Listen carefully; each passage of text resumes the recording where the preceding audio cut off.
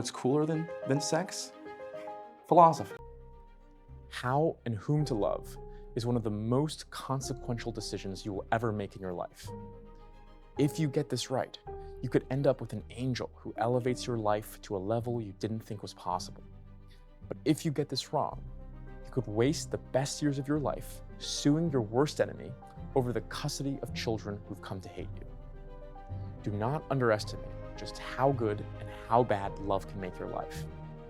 But fortunately, Plato has given us a guide about how to get love right. Some people are so beautiful that to have sex with them should feel like a violation of the sacred, okay? Like running a fish market in the Sagrada Familia. I quote to you Plato.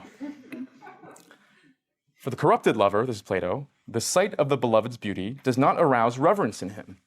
No, he surrenders to pleasure and tries like an animal to mount his partner and to father offspring. And having become habituated to excess, he's not afraid or ashamed to pursue unnatural pleasures.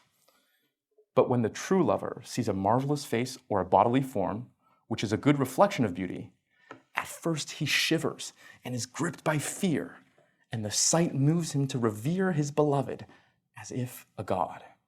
In fact, it is only concern about being thought completely insane that stops him from sacrificing to his beloved as to a cult statue or a god. The thing I want to emphasize for you, all of this is just physical beauty, okay? Which we're going to learn is the worst kind. It's not the worst, the lowest kind of, the weakest kind of beauty. But even the weakest kind of beauty, Plato thinks, has such inspirational strength that it can contain something as powerful as lust. And what's really interesting, what we should rescue here, is how Plato thinks that this lust is contained. Not by shunning beauty away, right? Not by distancing oneself from the beauty, not by a prudeness, right? Make room for Jesus. But the exact opposite, by approaching the beauty, even by possessing the beauty. And it's by seeing the beauty more closely and more clearly that that lust is contained, right? And so the provocative conclusion that I've drawn from Plato is this: our culture is so sex-crazed because it doesn't value even physical beauty enough.